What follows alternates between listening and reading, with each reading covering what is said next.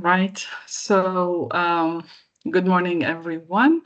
Welcome to the first webinar of a series of webinars that we are organizing at the English department at the Institut Supérieur des Sciences Humaines de Janduba, jointly with the LAD, with the Laboratory of Approaches to Discourse in SFAX. These pedagogical webinars are organized for mainly and primarily for university teachers in Tunisia from all ranks, from all disciplines, of course, in English departments. However, we also welcome MA and PhD students teaching, but also doing their research in fields like TEFL, like TESOL, or applied linguistics. Our first webinar is presented by Professor David Pelferman, who is a professor of language education at the United Arab Emirates University. David has over 30 years of experience as a language teacher, researcher, and teacher educator in the Middle East and Europe, working with learners and teachers at all educational levels. He was the founder and chief editor of the journal Learning and Teaching in Higher Education, Gulf Perspectives. And now he is the editor of the International Journal for Research in Education. His research explores learning in social and cultural contexts, with a particular and recent focus on student biliteracy, bilingualism, and transitions from study to work. His presentation today is entitled Higher Order Thinking Skills and Oracy in the Age of AI. The presentation will last around 30 minutes, followed by a 10-minute discussion. All participants can use the chat box to interact with the speaker during the presentation, to ask questions. I will jot these down, and David will address them at the end of the presentation, hopefully, right? Just for you to know that for just some technical reasons, as I deactivated the webcams and the mics, just to ensure that the connection is stable enough for all of us to be able to attend and hear David properly. So with no further ado, David, the floor is yours. Thank you very much, Besma. Thank you. Thank you to everybody. Nice to see so many people interested in this topic for the talk. So so I will share my screen now, and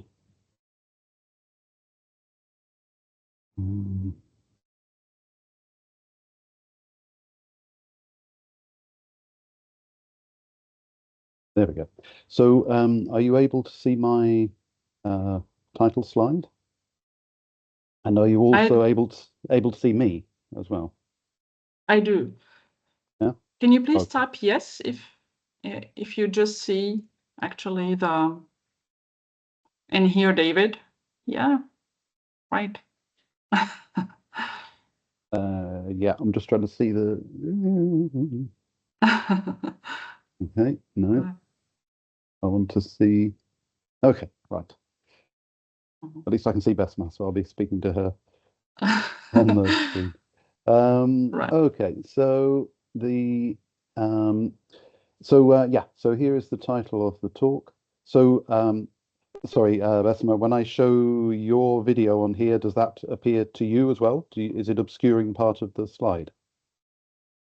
My video, you mean? Yeah, so I can see my slide and I can see you as well in a small video pane. But, no, it's okay. You see only the video slide? And no, I see you, the participants, my own video, and the slide. Do you want me to deactivate my video?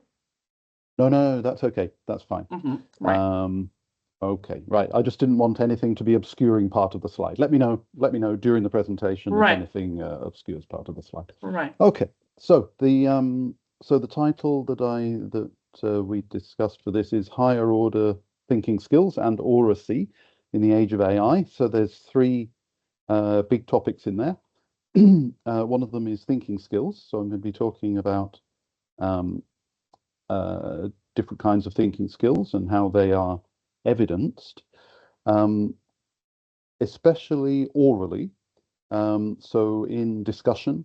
So I'm going to be linking thinking skills to the idea of oracy, and then talking about some of the ways that AI and the use of AI can kind of shape thinking skills, the development of thinking skills as well. So the okay, right. So just to start off with, I wonder if what you have in mind when you hear the expression thinking skills. So what are some examples of thinking skills that you would think of? Just maybe some of the participants could write 2 or 3 words in the chat, but I'm not able to see the chat. So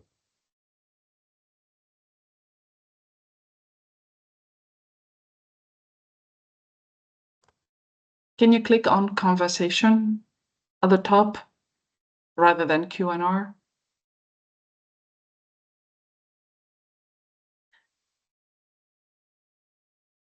Well, if not, I can actually. okay, I can see it now. Great. You see it? Right. So thank you. Great. So we've got we've got some suggestions.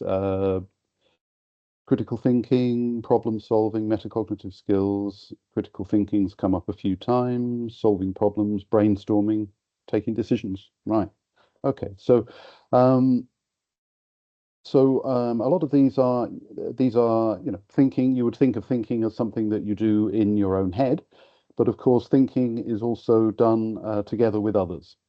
So that's where we're going to be linking it to oracy.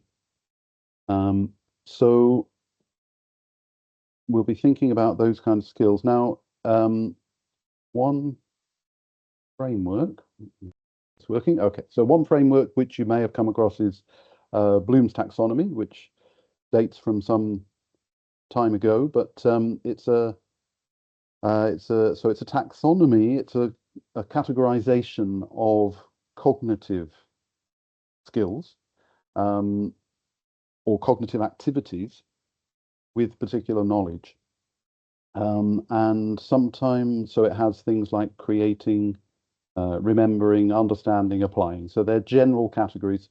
There's these 6 general categories of kinds of thinking about knowledge.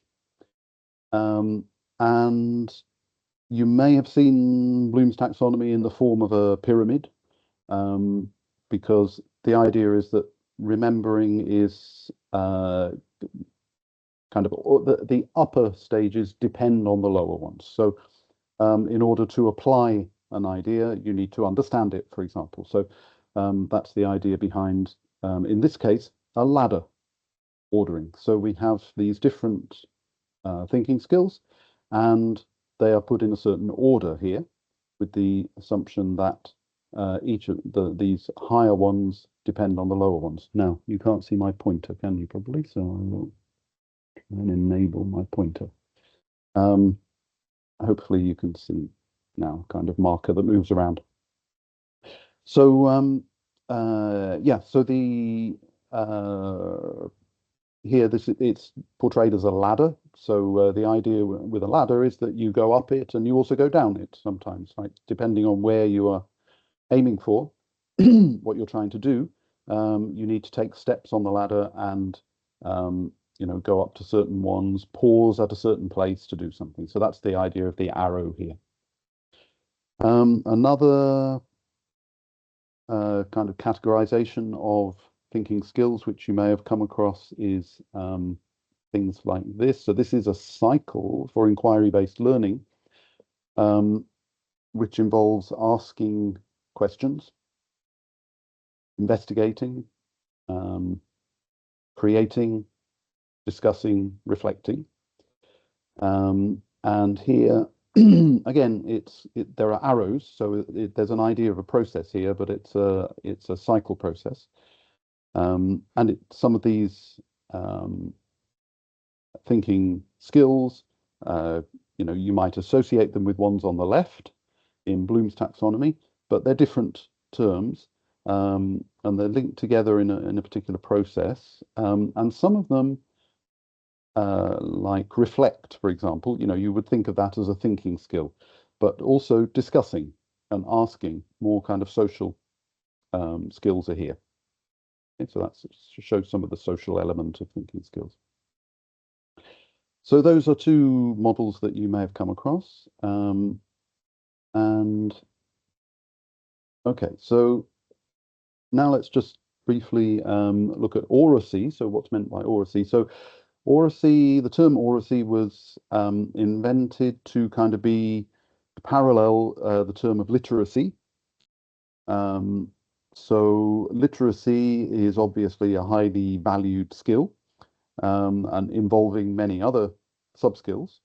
And it's very important in society and education. Numeracy is another kind of basic skill or whole set of competencies which people tend to learn in education systems.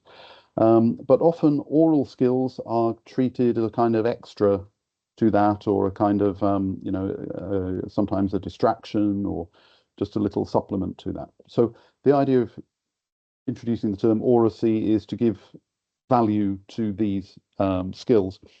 And it's not only speaking, but also a set of skills which are down here. So there are on the left, you'll see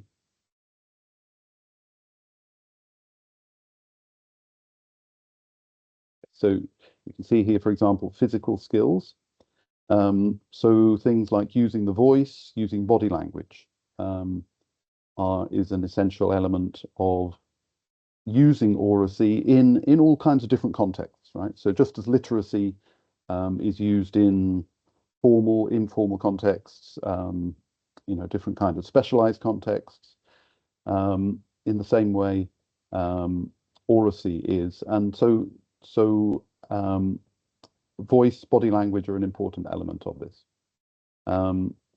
Then we have linguistic skills. So this is the language aspect that you might think of in oral skills. So vocabulary, different varieties of language, structuring sentences and structuring arguments. And then that's linguistic skills. And then cognitive skills also. So the content of what is said is an important part of oracy. Clarifying, summarizing things, which is more of an interactive skill. You clarify them and summarize them for somebody else. And reasoning. Okay, so cognitive skills involved in oracy, and then also a range of social and emotional skills. So self-regulation, knowing when to speak, when to listen, how to speak, awareness of the audience, working with others. So a lot of social skills here, listening and responding, using rhetoric, confidence also.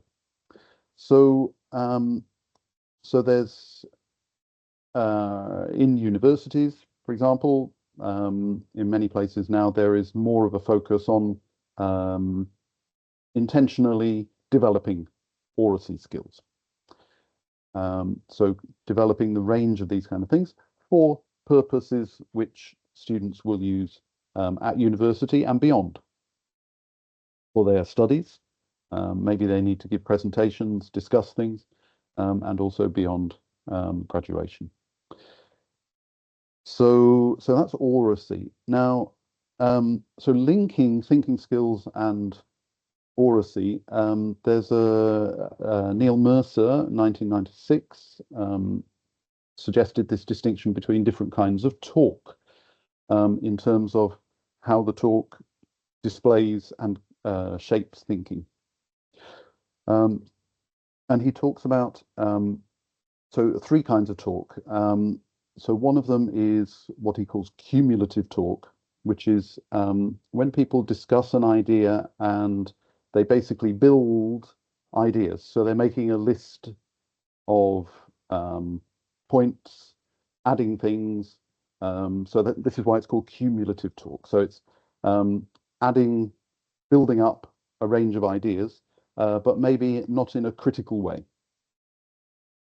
And then there's what he calls disputative talk, which is a dispute, which is more, so people are suggesting ideas, putting positions, but kind of attacking each other's ideas and maybe defending their own ideas. So it's a bit more adversarial kind of talk without necessarily supporting their arguments so strongly or trying to listen to the other's arguments.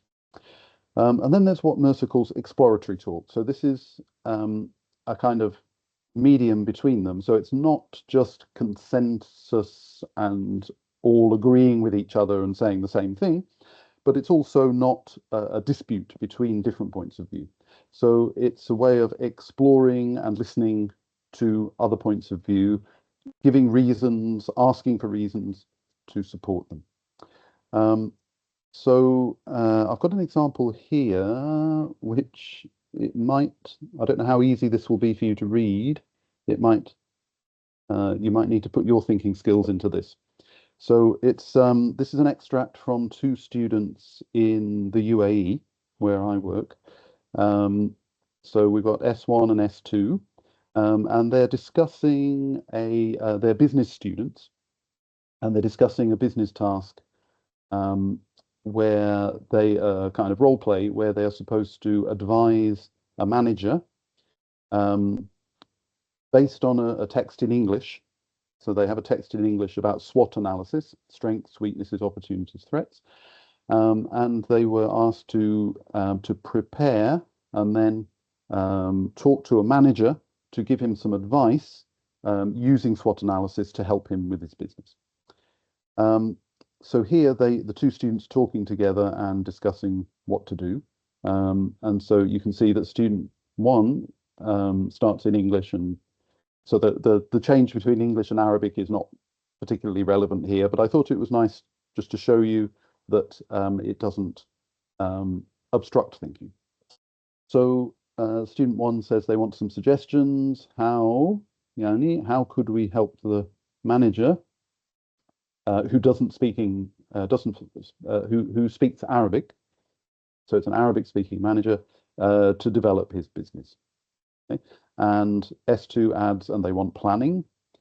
And then S1 says, kind of realizes something and points out something and says, that we don't really know what the problem is, because the instructions they've been given didn't specify a particular problem with the company. And then S2 says, well, he himself doesn't, the manager himself doesn't know the problem. And then S1 says, okay, so they're exploring the topic, right? S1 says, okay, so what possibilities could it be? And so S2 builds on that and suggests writing down the possibilities in relation to the SWOT analysis model which they have.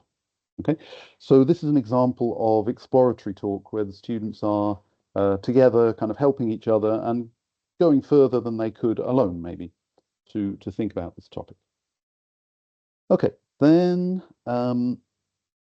so Mercer's idea of exploratory talk is interesting. Now, there's another model which is more kind of business-oriented, pedagogically oriented, from years ago from De Bono, called 6 Thinking Hats.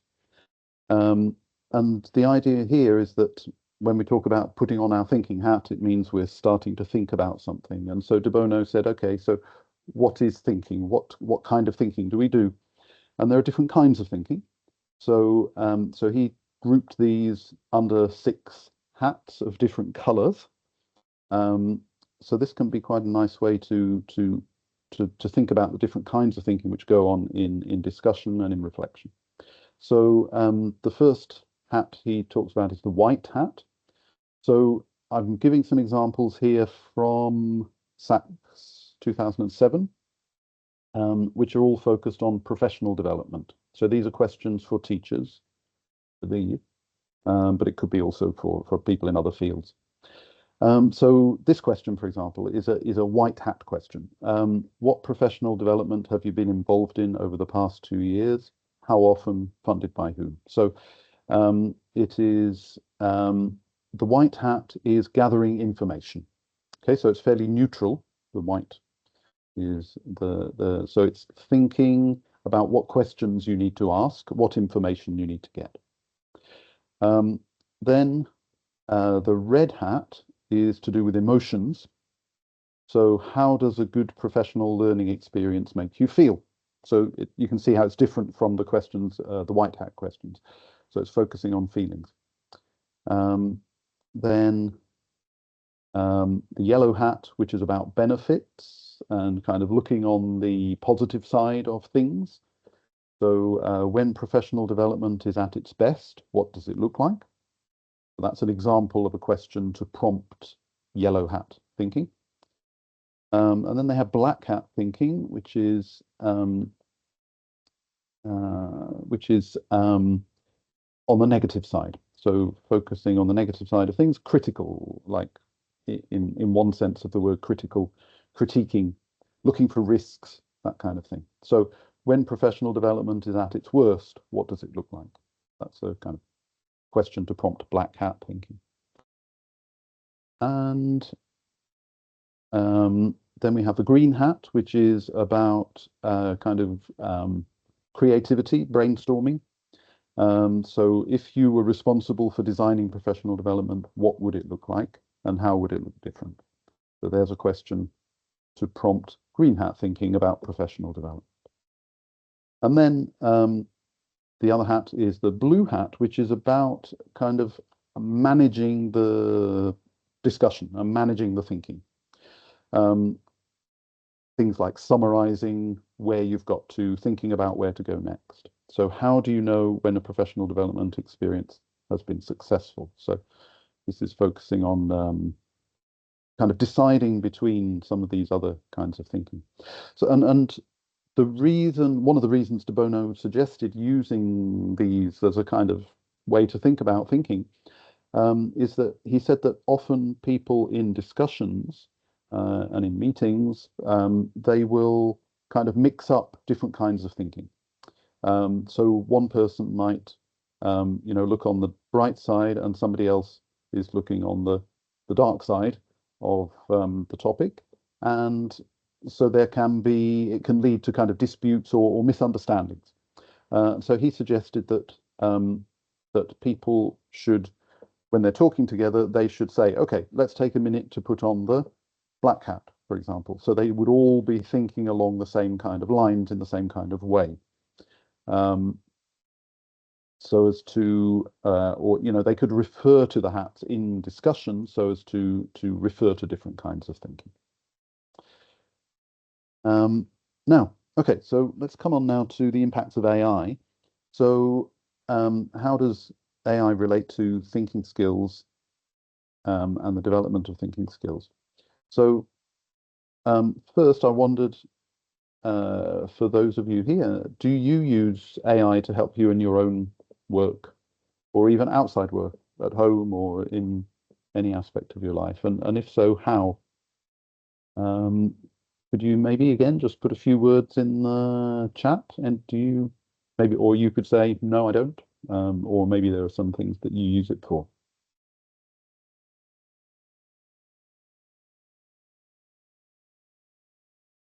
Let's see if I can see the chat so I can see what you're writing.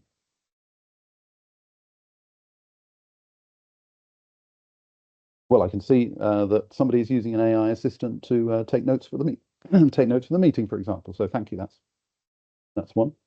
Okay, so somebody says no. Somebody says preparing lesson plans, find new ideas. Okay, yeah. So so even just in those three comments, we have like a range of familiarity, brainstorming. Okay, yeah, to get inspired. Right, we can all do with that, can't we? So okay, so and then thinking about your students. So how do your students use AI? Are you aware of your students using AI at all? And if so, what do they do with it? Do you know? If you could, again, just put a few words in the chat.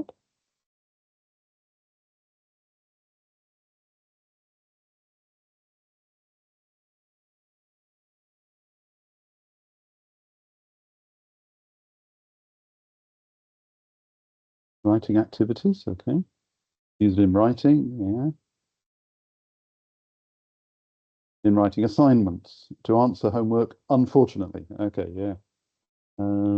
Yes, in writing. Right. Okay. So, yeah, so we've got a lot of comments about writing, especially, yeah, because when we say AI nowadays, it's especially generative text AI that we're thinking about. So, ChatGPT, for example, the main thing that it does is to provide language. It provides texts. And so that can be done, that can be used for various purposes. Of course, AI also can produce images, for example. But yeah, I see you're focusing especially on the writing part of it. Now, um, has availability of AI affected your courses and your students? So I can see from some of the comments that you put in the chat that it sounds like it is affecting it. So maybe assignments, somebody said, unfortunately. So um, it's hard to ignore AI these days. But so let's think about this from the other angle. So after graduating, will your students need to think or communicate without AI? Because sometimes people say, well, this is the coming thing and everybody is using it. A lot of you said that you were using it in your lives. And so why shouldn't students use it during their studies? And they'll be able to use it in the future, and they should get used to using it and use it well. But you might be able to think of some situations after graduation where your students will need to think or communicate without AI. Maybe a couple of any suggestions in the chat of what kind of situations in the future. So Lubna said they will depend on it. Job interviews. Okay, so job interviews, for example. Yeah, you can't really take AI into a job interview and have it help you there. Although I did have I had some students, undergraduate students here in an exam, in a pen and paper exam. They were writing with pen and paper, but they still somehow managed to hand in an essay which was obviously written by AI rather than I think they had some kind of earphone in their ear or something. So an online interview, maybe it could be used, right? Okay. Speaking tests. Yeah. So tests are a situation where they may not be able to communicate properly. Studying, working abroad, communicating with native speakers.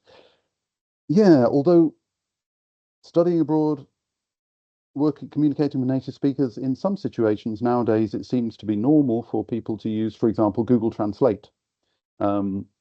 And it's part of a conversation to use it between them. But yeah, a presentation, a debate. There's a lot of situations where you're wanting to make a social impression, and so it's not really practical to use the AI. Okay, right. So now, even if your students, even if a lot of situations they will be able to use AI, still you might think that AI is an obstacle to students learning because especially when they're at university and they're supposed to be learning these thinking skills, um, if they get AI to do their thinking for them, um, because AI is very good at producing texts. So if an assignment depends on the student producing a text, then and they use AI to do that for them, then they won't have learnt the stuff which they're supposed to be thinking about in doing the writing, because this is a case where writing is helping them to think. So in a way, getting AI to write your assignment is like sending a robot to the gym to do your exercises. Students will not be developing thinking skills that that they need. I'm just going to talk. Okay, got a few minutes. Just going to talk about a few ideas for introducing AI into courses, and really teaching students to use it responsibly, and teaching them to how it can help them and how it can not help them. So one thing to think about is this idea of co-thinking or co-intelligence. So one thing I've done is in class, so first of all, get students to write a paragraph of their own ideas about a topic, a prompt, like a question or a situation relevant to the course. So it depends what your course is, but so without AI support. Okay, so students sit down and write their own ideas about a prompt, maybe explaining what those ideas are based on, giving some support for it. Then in pairs, students can compare their ideas and discuss them. Maybe they can put together their ideas to make a better version of what they've written. And then, then they can put the same prompt into, for example, into ChatGPT. So in class, and look at what answer ChatGPT gives, and compare the output with their own version, which they'd written before. Now, you can ask them, what do you think of ChatGPT's version? Should you put your version in the rubbish bin and use the ChatGPT version? Because students often assume that what comes out of ChatGPT will be better than what they could write.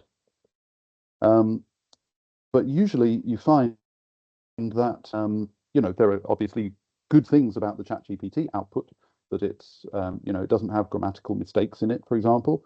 It may have, interesting ideas in it. But also they see that their own version has some interesting ideas as well, and some things which are not in the AI version. So they can work on combining the good points of both, combining what they have and what they've got from the AI. So it's just getting them to think about what they get from AI, and teaching them to do this. So it's very important. It's still very important that humans read what comes out of ChatGPT, because it can be nonsense, it can be misunderstanding the prompt, there can be all kinds of shortcomings with it. So that's one kind of activity to do in class.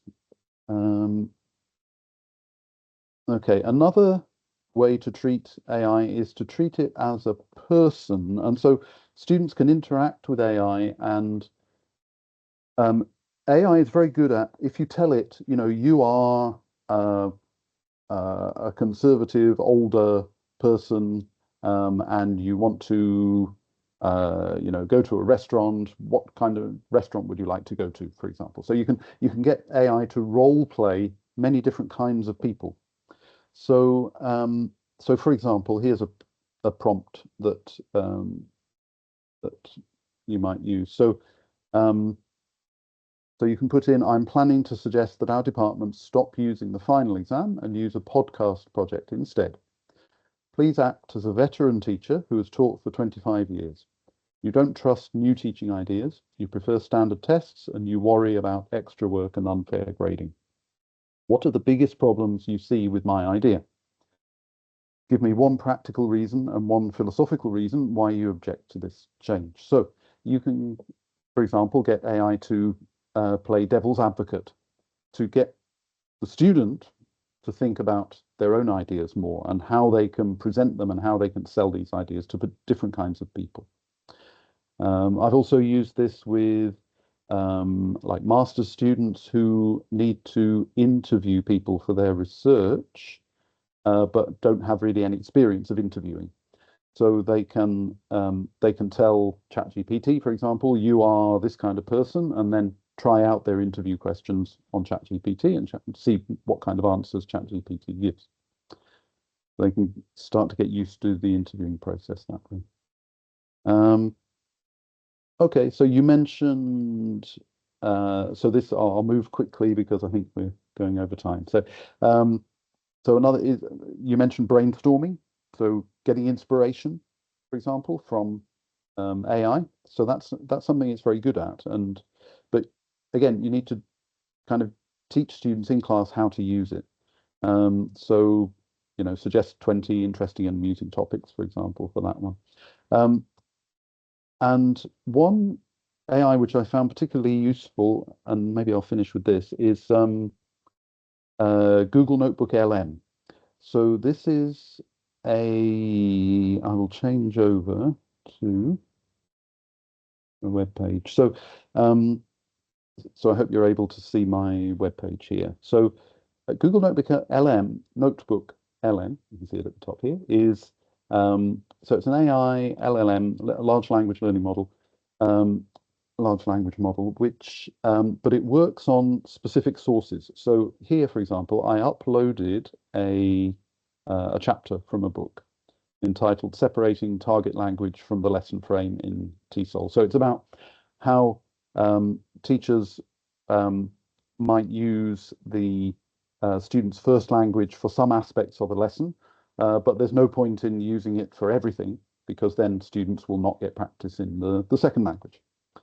So, so what you can do with this is, for example, down here, chat with the document. So I could ask, when should teachers use the student's first language?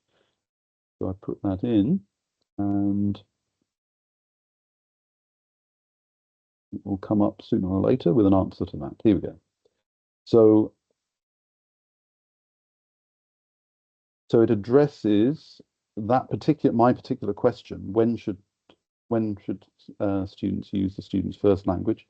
So it gives, for example, explanation and instructions, and it gives a link to the point in the chapter where it says that. So I can mouse over these and see, what is it basing that on? So it's a way that you can. I find it's good for getting students to engage with their reading in a bit more critical, interactive way, which ChatGPT, for example, doesn't. I mean, you can also do it with ChatGPT, but it doesn't lend itself to that so much. And Google Notebook LM also has things like an audio overview, so it will produce like a podcast kind of episode of two people discussing the material in this chapter, two imaginary people, and students listen to it in the car, for example, and they find it really useful for giving them another perspective on texts that they're looking at for their graduate program. So I think, because I don't want to run over time, I can send this to you after. Maybe using AI as a tutor is another. David, you Yes. still have some time, right? Oh, I do. Okay, Do I? still have Oh, 5 okay. minutes, right? Oh, okay. All right. Let me go through that one. So AI as a tutor. So this is in relation to writing. So students use it for writing, and some of you seemed not so happy about that, or you're aware of the dangers and the risks of that. So here's one way of so students write a draft in class. So it could be a draft essay, for example, or it could be a lesson plan, or it could be um, a report or an announcement or whatever they need to write. So they write a draft in class without AI support.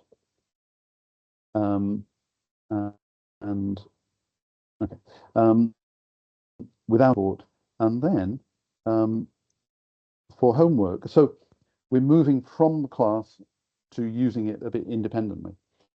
So then you can tell students that they must use this prompt for ChatGPT, for example, to help them revise their essay.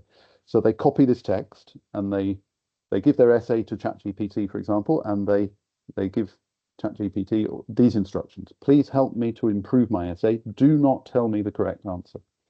Instead, explain in simple terms and give examples to help me write better. So it's putting the AI into the role more of a sort of a feedback giver or a tutor rather than a replacement for their own writing or their own thinking about it. So the AI will prompt them to make provisions in their essay. Now, some students will do this because they enjoy the process.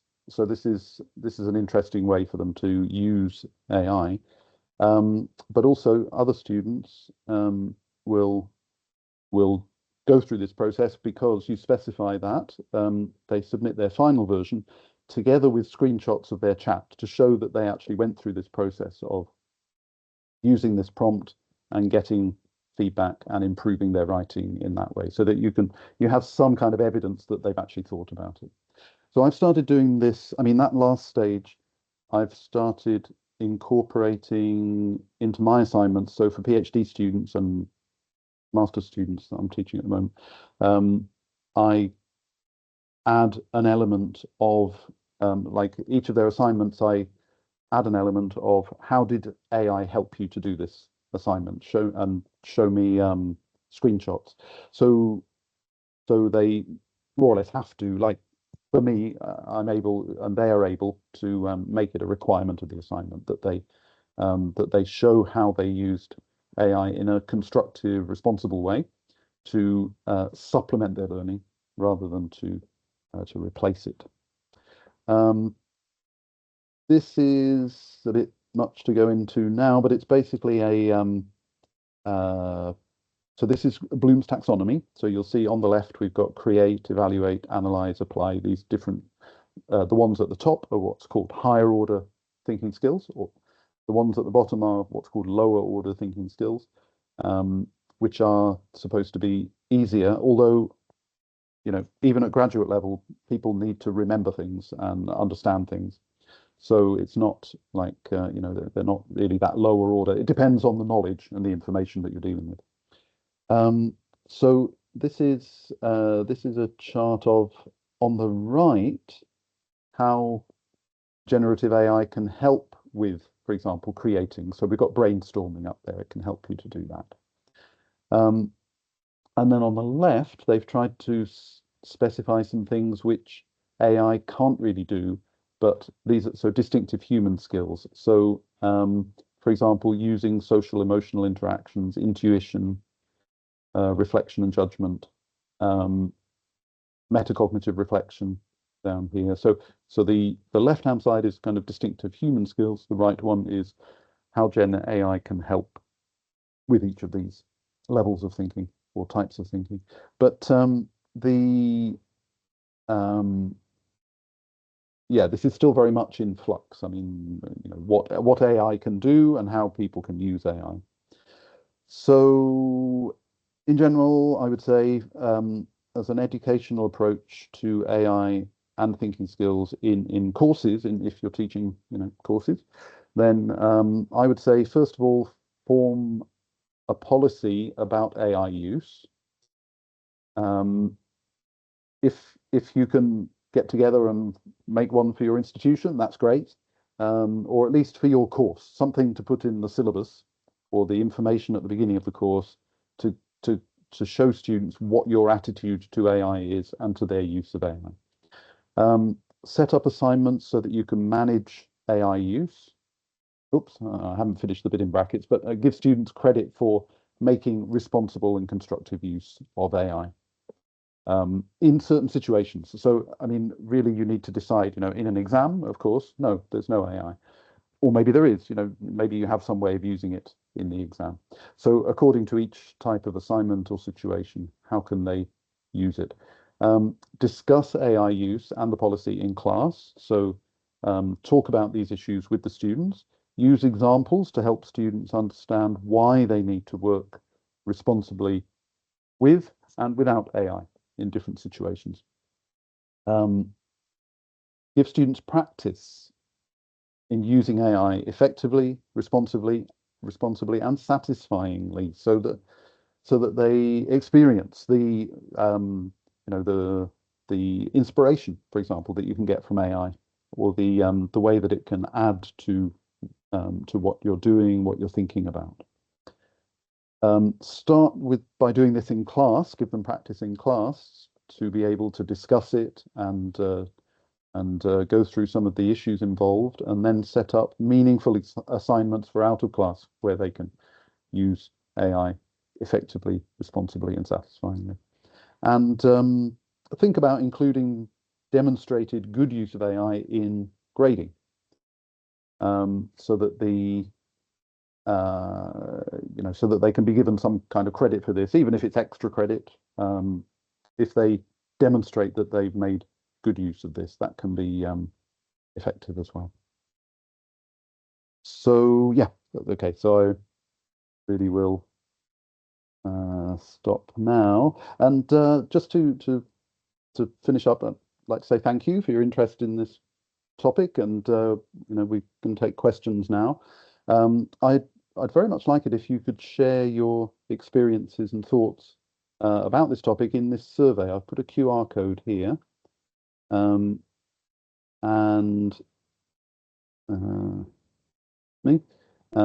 So you can, if you scan that QR code, you'll get a survey, or if you want to take a photo of it now and do it afterwards. So it's just a survey which I'd like to get, because we've got people here who are interested in these topics, get your thoughts about these topics. So, oh right, and if you if you take the survey and submit the survey, you will be able to claim a 1-month free subscription to an Arabic ebook platform called 1001 Books, as Kitab Kitab. So you can, when you submit the survey, you'll get a link to claim that 1-month free subscription. That is an incentive for you. So I will stop there. Maybe I will get out of this. I'll send this maybe to.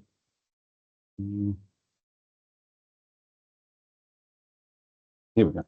I can share this PowerPoint afterwards with Dr. Besma, and so you'll be able to look at the references and so on.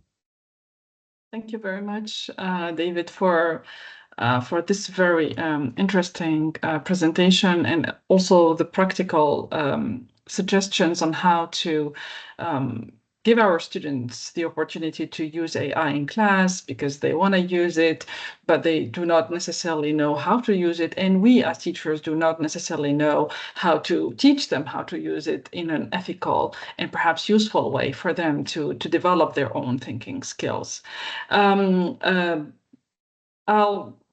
We'll just address, now the audience, the participants, and see if there is anyone who would like to ask questions or any comments, for Professor David Palfreyman regarding this presentation. You can raise your hand, so that I see actually if you have any questions, and just unmute your mic for that.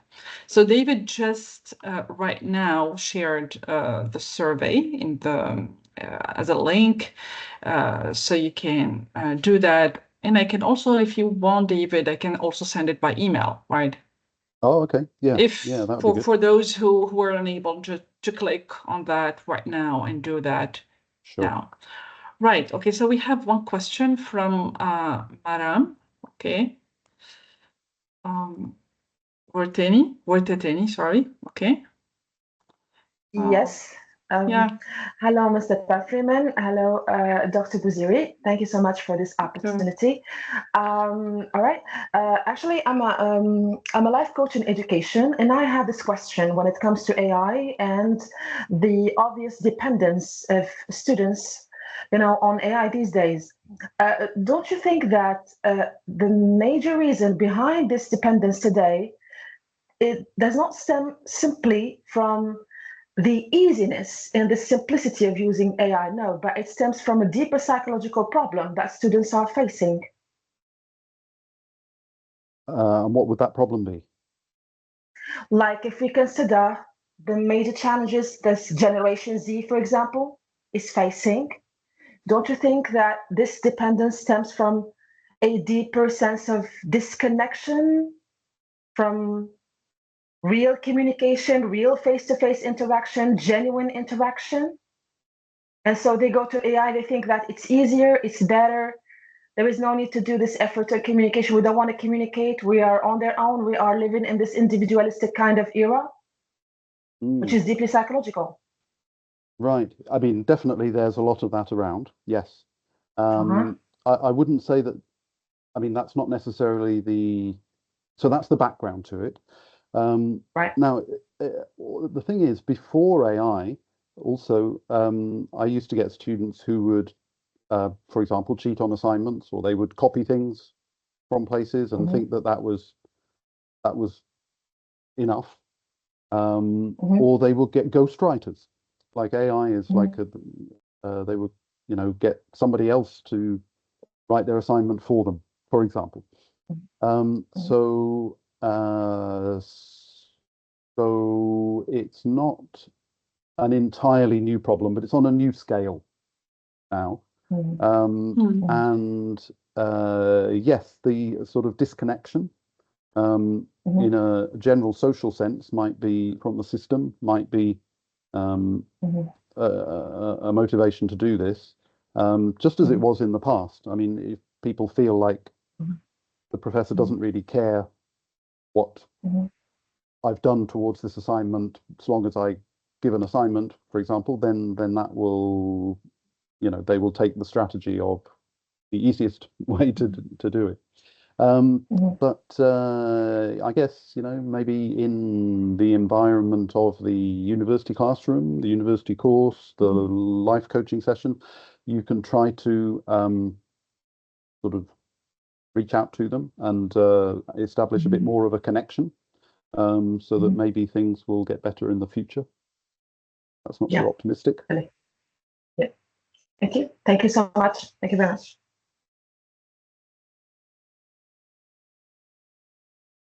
Right. Other questions from participants? Maybe you can move a little bit to the chat. There is one question: how can we keep the students on the right path? That is to say, to focus on the task with a sense of responsibility. This is a question from Sonia Souli. Right. So it's in the chat. Okay. Yeah. How can we keep the students on the right path? That is, focus on the task, have a sense of responsibility towards what they are doing in class. Yeah. I mean, probably there are always a few students who you will never get on the right path and they'll never have responsibility. But I think there's a lot of students who are kind of in between. And if they feel that they can't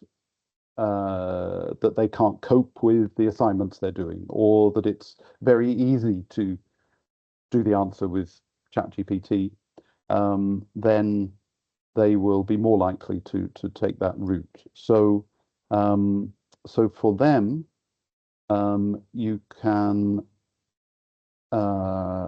so as I say, discuss these issues in class, talk about them, talk about why people, why humans still have something to offer to these process, and also design assignments which are not very easy to do with AI. So if you can make them, for example, more personal, involve personal input, so that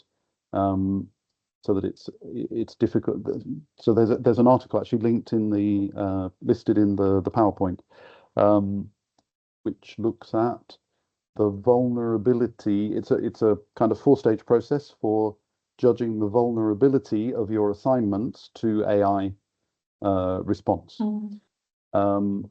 And so basically you can kind of try them out with AI and see what grade the AI answer gets.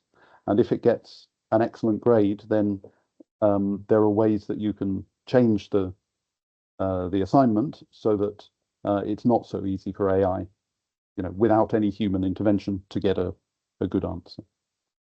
And yeah, I mean, so talk about these things in class and show students how to use them in a positive way, and make it clear to them why they need to use this responsibility. There's a nice diagram in a UNESCO report about the use of AI, not in education specifically, but in all fields.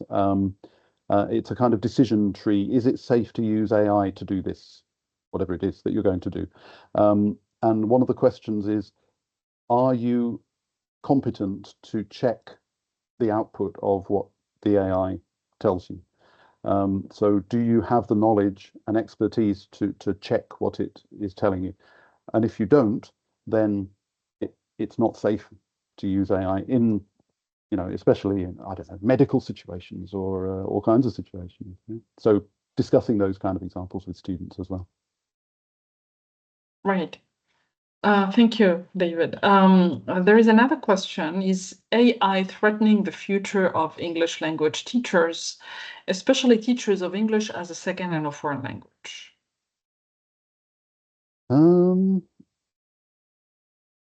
I mean, I get the impression that AI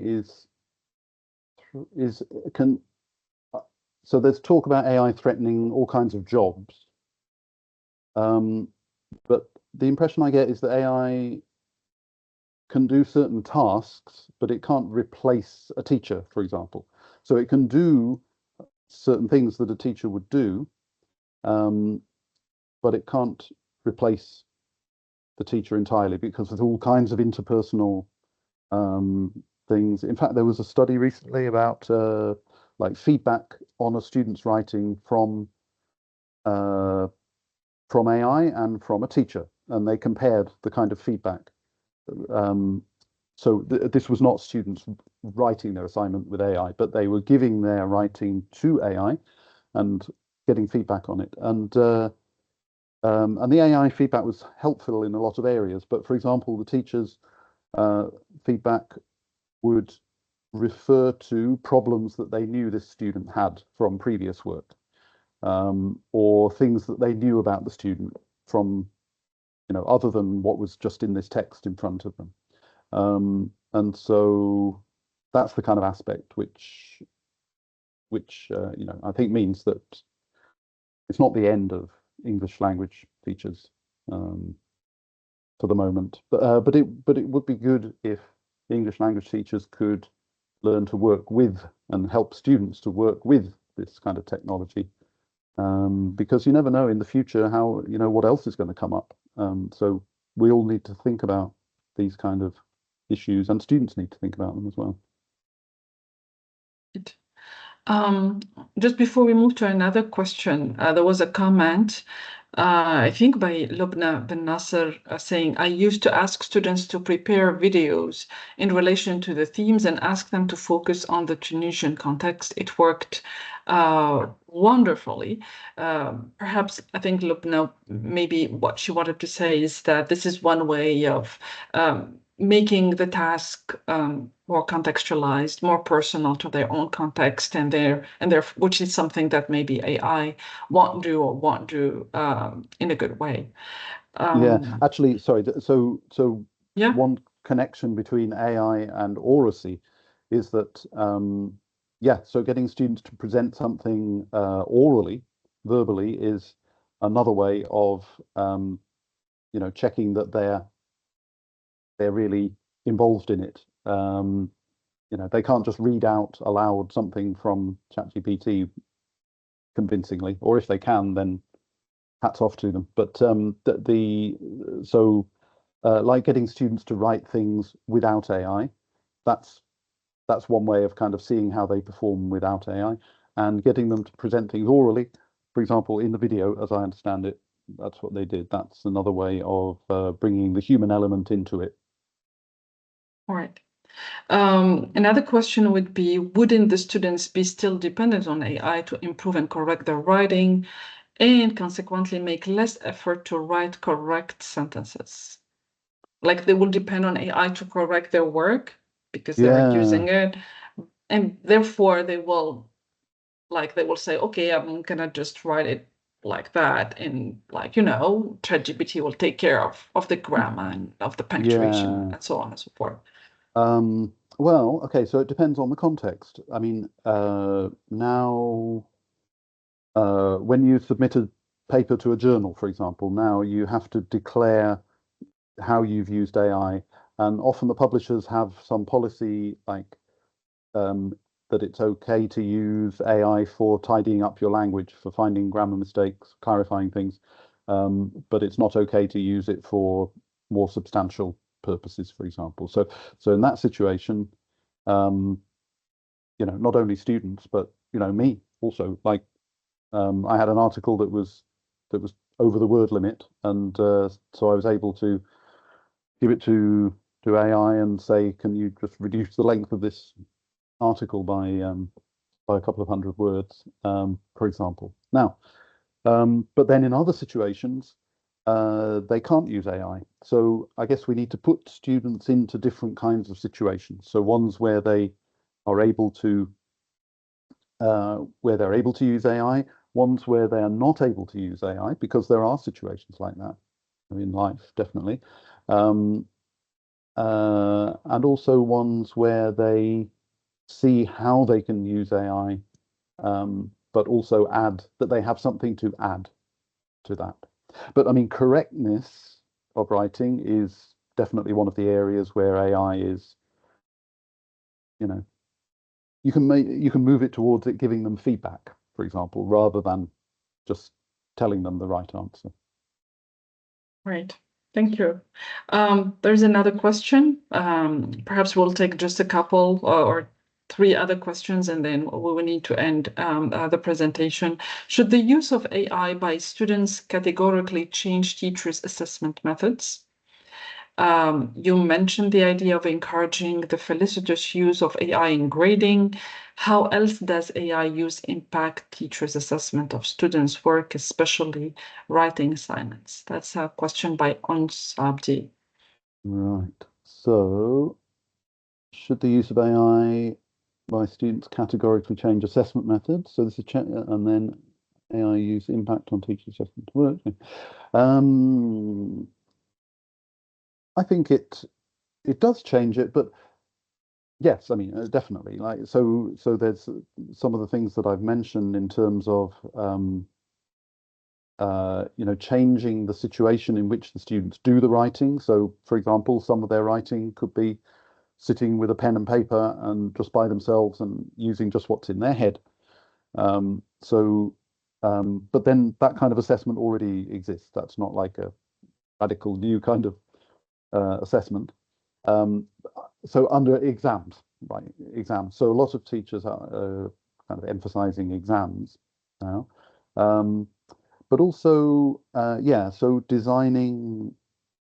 redesigning assessments, testing assessments, like as I mentioned with this process for so kind of assessing the vulnerability of assignments to AI writing.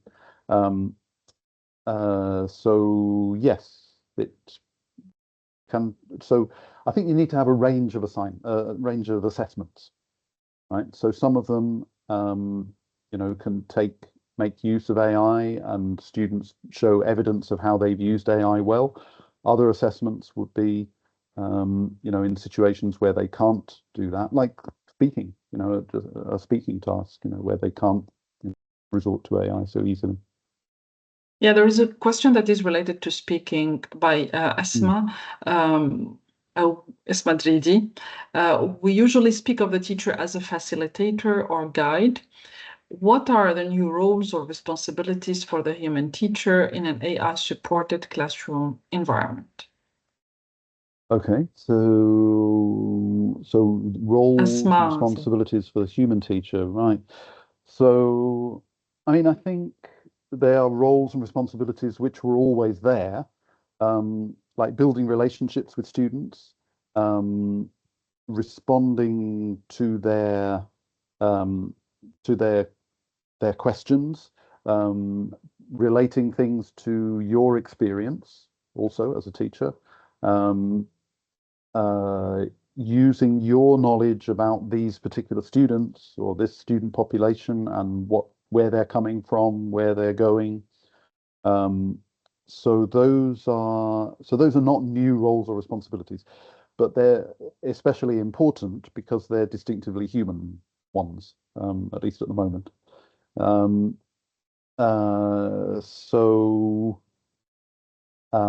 So the teacher can be a more effective facilitator or guide than AI in some ways, but then AI is very good at certain things. So it's good to be able to work with AI, as I say, and I guess I mean, at least it's not. So you're asking new roles or responsibilities for the human teacher in an AI-supported classroom environment. At least AI is not too technical, so teachers don't have to write AI. Although you can, there's easy ways of writing chatbots, for example, now. But it's you're able to leverage a lot of the knowledge that you already have about learning and about language, I think. So it's new ways, maybe, of using your roles and responsibilities for the human teacher. Right. And we'll finish with the last question, David, by ISSHJ-LAD. She's mentioning all that you've said so far is insightful and interesting. However, the only challenge I meet in my case as an ELT teacher is how to keep my students motivated to finish working on their assignments using AI ethically, so outside of the classroom. Like, yes, it seems like Munjia is saying, well, you can use AI and you can use it ethically, but how can we motivate them to use it ethically and not using it non-ethically, actually, okay? I think you answered a little bit that question. You said that there will be always students who will, right, not use it ethically anyway, right? Yeah, that's right. So, yeah, But for those in between, right? For those in between, that's right. I mean, I'm not sure about the question because using AI is in brackets. So maybe the issue is that maybe the challenge is motivating students to finish their assignments regardless of, I mean, maybe AI adds to that as well. But yeah, I mean, there are ways of making assignments more motivating so that students want to think about them. Maybe bringing in peer pressure, for example. They're writing to their peers, or they have to show things to their peers, or that can be one way to motivate them. And I guess they don't want to show their peers a ChatGPT written message. That might be something that would motivate them in that way. But as far as the aspect of motivating them to use AI ethically, the kind of things that I've said, I think would. Right. Okay. So thank you very much, David, for this presentation. I think that's it. I would like also to thank all participants, okay, for attending and interacting with you. I would like to remind the participants that I will send their certificate of attendance, okay, shortly, and that I will also send an email with the link, perhaps to the survey that you would like to share with them. Yeah. So yeah, I mean, thank you very much again, Vesma, and thank you all of you who've put comments and ideas and asked really interesting questions. And it's all I'll be thinking about your comments and questions afterwards as well. So so yeah, if you could tell me more in the survey, that would be great. Right. Okay, thank you very much, okay, and I'll finish, okay, the meeting right now. Okay, thank you very much for attending, and we are looking forward to having you in our second webinar, which will be on October 24th. I will send an email and I'll share this announcement shortly via email and via social media too. Right? Share it with me as well. Yeah. Right. Yeah. Sure. Thank you. Okay. Okay. Thank you then. Bye. Thank you very Bye. much, everyone. Bye.